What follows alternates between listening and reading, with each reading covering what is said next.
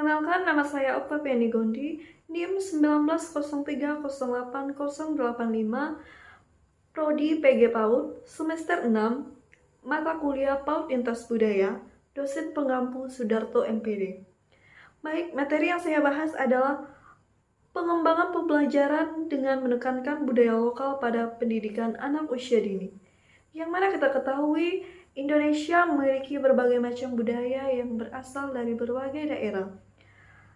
Keberagaman tersebut menjadikan ciri khas bangsa yang patut diketahui, dan sebaiknya hal ini dikenalkan sejak dini kepada anak-anak.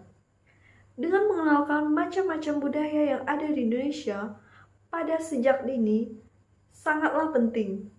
Dikarenakan ketika anak telah mengenal budaya bangsanya, mereka diharapkan bisa menghadapi tentang konflik sosial akibat adanya perbedaan sejak sedini mungkin. Nah, selanjutnya saya akan membahas tentang pengertian budaya.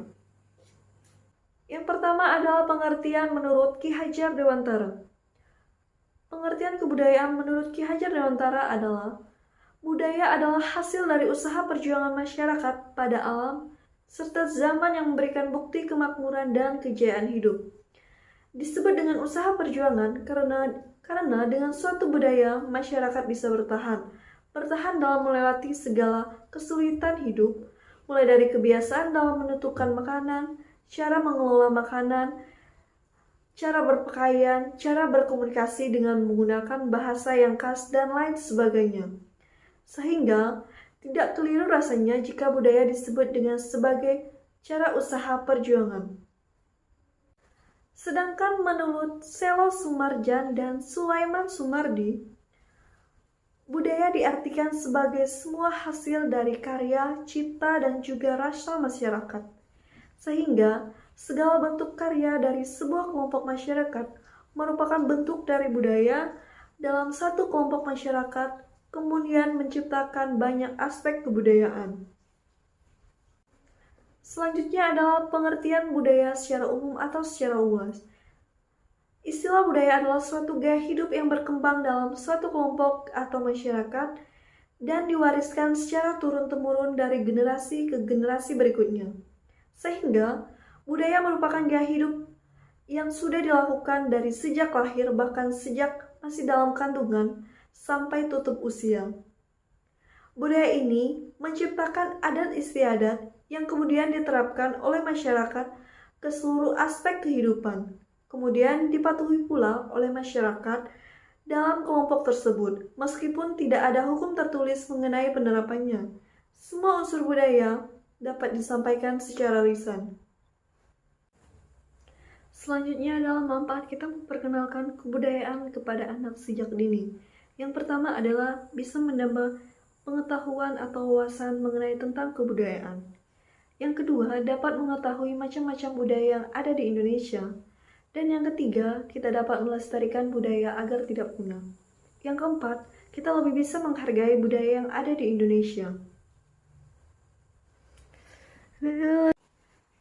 Yang selanjutnya adalah cara kita memperkenalkan kebudayaan kepada anak sejak dini. Yang pertama adalah menggunakan media. Bermain dengan alat permainan tradisional, misalnya congklak, merupakan cara mudah dan tepat. Selain itu juga, kita bisa berikan anak boneka dengan baju adat Indonesia atau memiliki warna kulit serta bentuk rambut yang beragam. Nah, selain itu juga, kita dapat mempertontonkan video untuk mengetahui kebiasaan unik dari setiap budaya, tarian, dan musik tradisional, serta bahasa daerah juga bisa kita lakukan. Selanjutnya yang kedua adalah kita bisa menunjukkan peta Indonesia.